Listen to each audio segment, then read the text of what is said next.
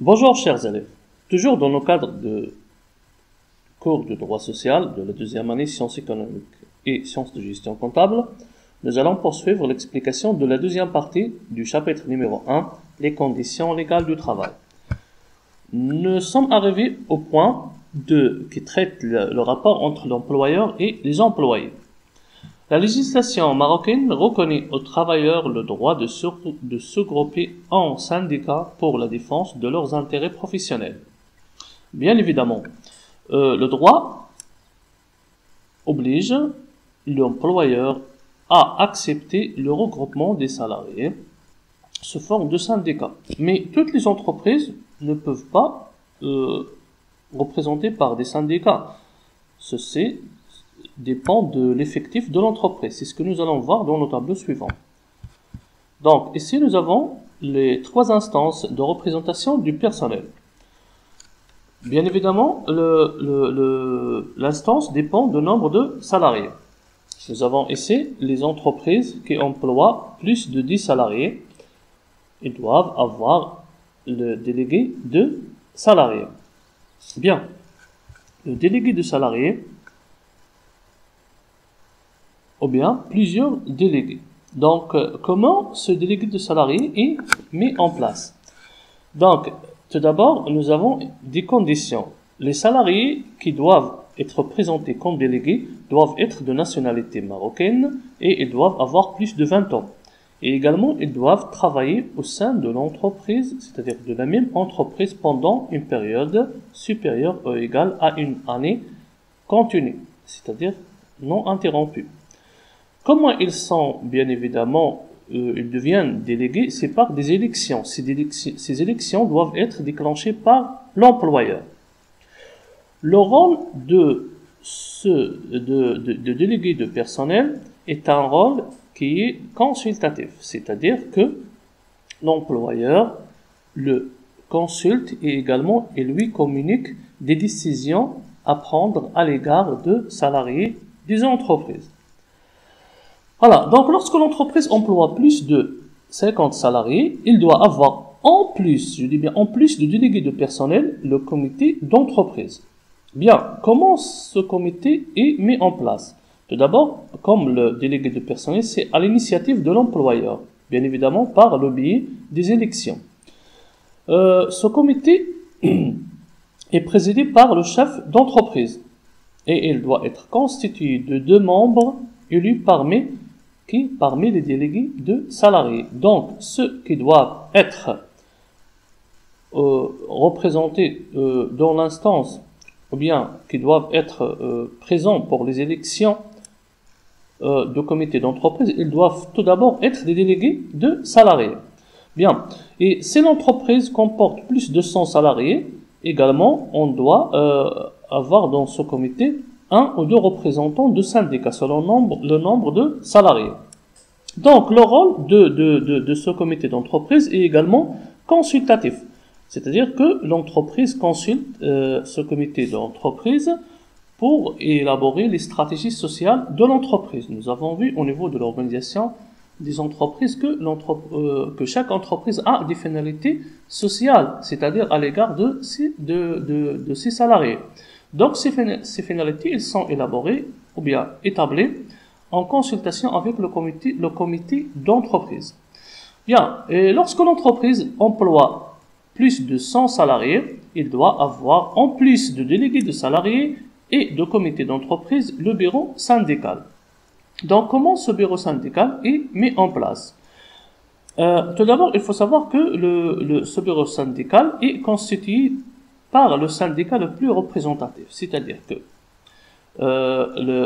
dans une entreprise, on peut avoir plusieurs syndicats, des membres de plusieurs syndicats.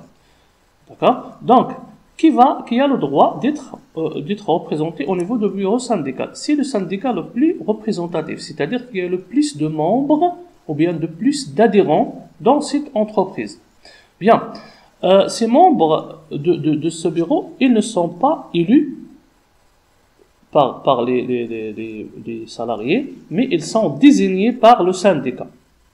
Donc, leur nombre dépend de nombre de salariés, ou bien de l'effectif de l'entreprise. Il varie entre 100 et 6 représentants. Voilà, 6 représentants. Donc, si le nombre d'entreprises, de salariés de l'entreprise varie entre 100 et 250, le représentant le nombre de représentants est de 1. Si son nombre est entre 250 et 500, on rajoute un autre représentant, et comme ça jusqu'à 6 représentants si le nombre dépasse 6000 salariés. Bien, le rôle de ce bureau syndical est un rôle qui est différent par rapport aux autres instances de représentation de personnel. Ce bureau, il présente à l'employeur le dossier revendicatif des salariés, c'est-à-dire leurs revendications, par exemple des augmentations de salaire ou bien l'amélioration des conditions du travail. Donc là, les salariés, ils constituent un dossier qui est présenté par ce bureau syndical. Puis, ils doivent défendre ce dossier. Et en troisième lieu, ils participent à la rédaction ou bien à la formulation des conventions collectives. Qu'est-ce qu'une convention collective?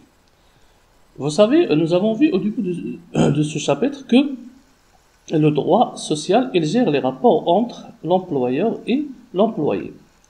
Mais ce code de travail, il n'est pas exhaustif, c'est-à-dire qu'il pour chaque branche d'activité, il y a des spécificités.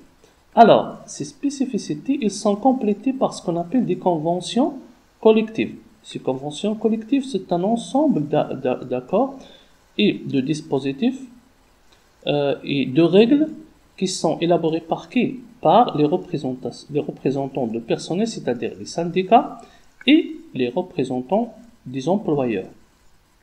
Voilà, donc on reformule ce qu'on appelle des conventions collectives. Et pour chaque branche d'activité, il y a des conventions collectives qui lui sont propres. Par exemple, pour les banques, ils ont leurs conventions collectives. Pour les hôtels, par exemple, les entreprises touristiques, ils ont leurs propres conventions collectives. Pourquoi? Parce que les spécificités de chaque branche diffèrent d'une à l'autre. Bien, donc les membres ou bien les salariés qui sont des membres des instances de représentation de personnel ont 5 heures par mois pour remplir leur mission. Voilà. Donc chaque mois, ils ont 15 heures pour travailler pour l'intérêt des salariés. Si par exemple un représentant de personnel travaille pendant un mois seulement 10 heures, il ne peut pas prétendre que dans le mois prochain, il va travailler 20 heures. C'est-à-dire, si c'est un corps qu'il n'a pas travaillé ce mois, il doit les ajouter pour le mois suivant. Non. Donc, ils ne sont pas accumulatifs. Bien, c'est la première des choses. La deuxième des choses, c'est que c'est par exemple un délégué de salarié, bien évidemment, c'est lui qui il est également au sein de la comité d'entreprise, mais il peut également être dans le bureau syndical. Donc, il ne doit pas c'est-à-dire avoir plus de 15 heures. C'est par exemple, il est un délégué de salarié, il a normalement 15 heures pour le travail. Et s'il est en comité d'entreprise, il a 15 heures. Donc, ça ne fait pas 30 heures. Non. Il a seulement 15 heures pour remplir sa mission. Bien. Ces 15 heures, ils sont considérés comme 10 heures de travail. C'est-à-dire, ils sont rémunérés normalement. Bien. Maintenant, on va passer au point suivant. Donc, ce point traite l'hygiène et la sécurité des salariés. Donc, l'employeur doit veiller à ce que les locaux de travail soient tenus dans un bon état de propreté et de présenter des conditions d'hygiène et de salubrité nécessaires à la santé des salariés, notamment en ce qui concerne le dispositif de prévention de l'incendie, l'éclairage, le chauffage, l'aération, l'eau potable, l'évacuation d'eau résiduaire et de lavage, les vestiaires et autres. Bien, l'employeur doit également informer les salariés de dispositifs de sécurité. Il doit également interdire aux salariés d'utiliser ou bien de toucher aux substances dangereuses qui peuvent être nocives. lorsque un salarié, par exemple, veut porter des vêtements, des casques, ou bien va utiliser des machines qui vont lui permettre d'être sécurisé dans son travail, ce temps gaspillé dans ceci est considéré comme un temps de travail qui doit être rémunéré. Lorsqu'un salarié refuse de s'aligner à ces dispositions de sécurité, est considéré comme s'il a commis une faute grave. Et ceci peut engendrer son licenciement de la part de l'employeur. Pour les entreprises qui ont plus de 50 salariés, ils doivent avoir au sein de l'entreprise une instance appelée le comité de sécurité et d'hygiène. Ce comité de sécurité et d'hygiène a pour rôle d'améliorer les conditions de travail et également la prévention des risques professionnels. Il est présidé par le chef d'entreprise et il doit se réunir au moins une fois par trimestre. À côté de ce que nous avons vu précédemment, il doit y avoir également un service médical au sein des entreprises. Donc pour les entreprises industrielles et commerciales et d'artisanat ainsi que les exploitations agricoles et forestières occupant plus de 50 salariés, ils sont tenus d'organiser des services médicaux du travail. Ce service médical de travail est également imposé à toutes les entreprises occupant moins de 50, même s'ils occupent moins de 50 travailleurs, mais leur activité peut être d'origine d'une maladie professionnelle, comme par exemple des entreprises qui travaillent au sein de secteurs de parachimie et de pétrochimie. Donc, ces services médicaux, il peut être autonome, c'est-à-dire propre à l'entreprise, si l'entreprise a plus de 50 salariés, mais également pour des entreprises qui ont moins de 50 salariés et qui ont un budget limité et ne peuvent pas avoir ce service, ils peuvent faire recours à ce qu'on appelle un service médical interentreprise, c'est-à-dire qui est un service médical qui est partagé par plusieurs entreprises.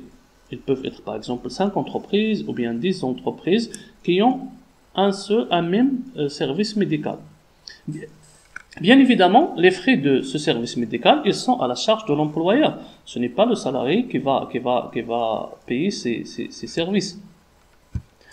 On va parler un peu de médecin du travail. Donc, un médecin du travail, il doit être attaché à l'entreprise en tant que salarié, c'est-à-dire par un contrat de travail. Il doit également travailler dans un service qui est autonome. Dans une entreprise, on trouve de services achats, services comptabilité, par exemple, mais on doit également trouver un service médical qui est autonome. Bien, ce médecin, il peut être assisté soit par des assistants sociaux ou bien des infirmiers diplômés d'État et qui ont bien évidemment l'autorisation pour exercer la médecine du travail. Même pour le médecin dont nous avons parlé, il doit avoir des certificats nécessaires qui attestent qu'il peut exercer ce métier au sein des entreprises. Bien, le rôle de médecin du travail, c'est qu'il doit assurer la surveillance médicale des salariés. Il doit conseiller également les chefs de l'entreprise et également les salariés. Normalement, il est un spécialiste, donc c'est son travail. Il doit également assurer la surveillance des conditions générales de l'hygiène au sein de l'entreprise. Il doit également veiller à la protection des salariés contre les accidents et les nuisances qui menacent leur santé. Et il doit veiller à la surveillance de l'adaptation du poste de travail à l'état de santé de salariés. C'est-à-dire, par exemple, si un salarié souffre d'une maladie qui ne lui permet pas d'exercer une tâche, donc le médecin doit mentionner ça et il doit le conseiller ou bien lui interdire d'effectuer cette tâche. Donc jusqu'à présent, nous avons vu plusieurs conditions qui doivent être respectées par l'employeur. Donc, il doit y avoir une instance ou bien une personne qui doit veiller au respect de ces conditions. C'est l'inspection du travail. Donc, la surveillance de la législation marocaine du travail est exercée par les inspecteurs de travail. Ces derniers visitent les établissements pour le contrôle de l'application des lois sociales et les conditions de travail des salariés. C'est-à-dire que les inspecteurs de travail ont le droit de visiter les locaux de travail pour voir est-ce que les employeurs respectent voilà, la législation du travail. En outre, ils renseignent les employés qui viennent s'informer des dispositions légales qui les concernent. Il y a des employés qui sont ignorants du droit, en fait la plupart d'entre eux. Donc s'ils veulent des renseignements, ils peuvent aller chez l'inspecteur de travail pour demander des informations qui concernent leur situation de travail.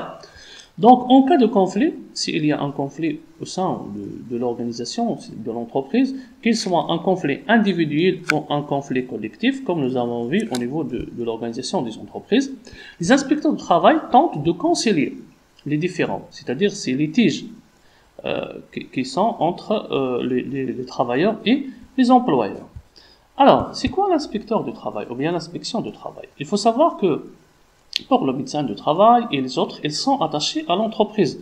Mais l'inspection du travail, c'est un service qui est extérieur de l'entreprise. Voilà, extérieur à l'entreprise. Et c'est un service extérieur du ministre de l'Emploi. Donc, ils sont attachés au ministère de l'Emploi. Donc, pour l'inspecteur, il peut faire une première visite à l'entreprise. Donc, pourquoi? Juste pour rappeler l'employeur qu'il doit respecter le droit du travail et les conventions collectives. Bien évidemment, pour la première visite, il peut constater des infractions.